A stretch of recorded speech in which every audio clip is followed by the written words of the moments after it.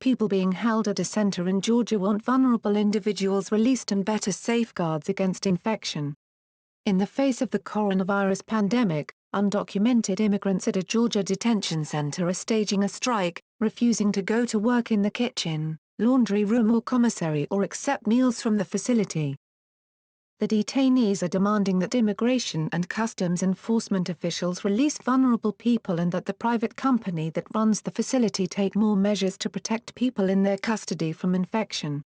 The immigrants begged for help over the weekend and on Monday, posing with signs and handwritten letters, and reading petitions through a video communication service. "Help us immigrants, lives matter," read one of the signs that a group of men, who wore masks fashioned out of disposable plastic meal containers and strips of fabric, held in an image shared with HuffPost and Type Investigations. "We are not safe here, afraid of COVID-19, another read. In a video provided by one of the relatives of detainees, women held signs reading "Our children need us," and "Please help us."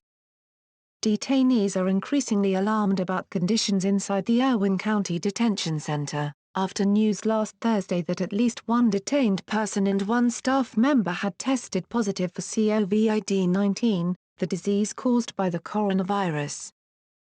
The protest at the center is the latest in a series of similar actions by ICE detainees around the country, who are demanding the release of vulnerable people and additional protections from COVID-19 in facilities where social distancing is impossible and the virus is spreading.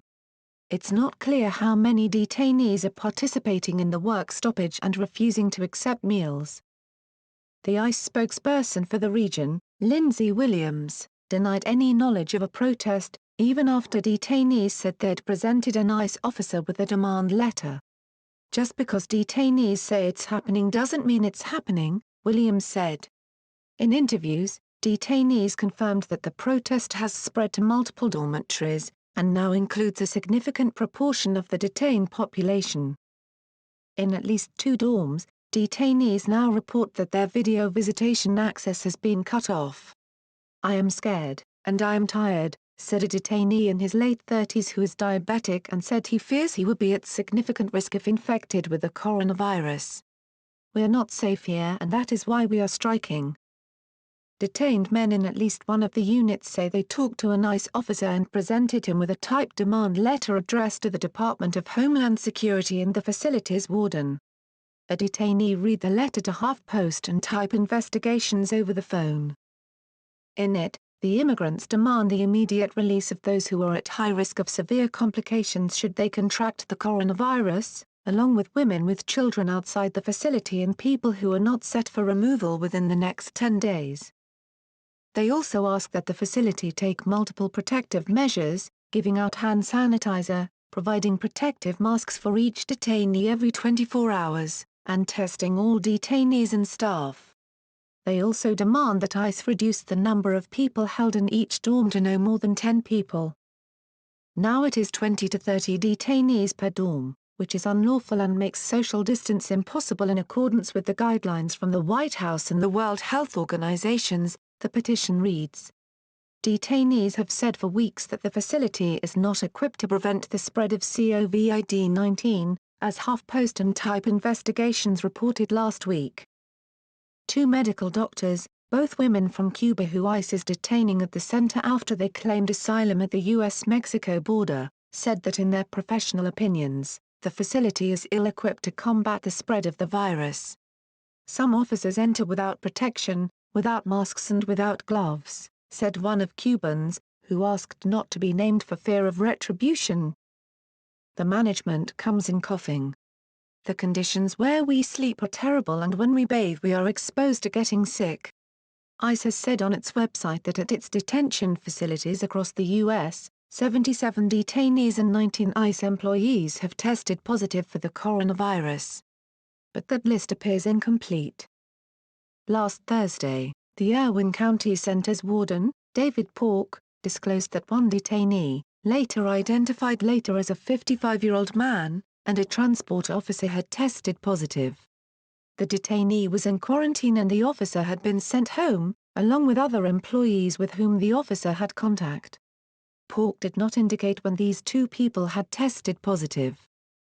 The transport officer, who the facility said had not been in direct contact with detainees, was not yet included on ICE's list at the time of its publication, and the detainee was included only after the warden's declaration.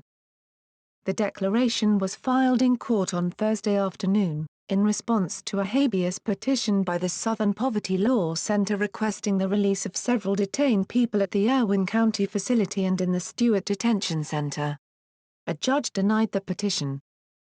The fact that this information came to light only because of our lawsuit, it raises questions about how much we can trust public information from ICE about what is happening, said Laura Lou Williams, a Southern Poverty Law Center attorney. Our clients are in significant risk. Williams, the ICE spokesman, said the delay in making public the cases may have been a result of system lags between learning of cases and updating the website. It remains unclear how much time passed between the positive tests and the public disclosure. Williams also said that in privately run detention centers like the Irwin County one, ICE relies on the companies to learn about positive cases. LaSalle Corrections, the private company that operates the Georgia facility, has not replied to repeated requests for comment, and the warden said that he was not permitted to speak to the press. Detainees are stuck waiting for more help and more information. A man in his 60s? Who said that in recent weeks he has felt weak and unwell, which he attributes to the general lack of access to healthy food and exercise in the facility. Said on a call that ICE should consider releasing detainees and allowing them to continue with their immigration cases while they remain outside with their families. I do not want to die, said the man, who asked not to be named.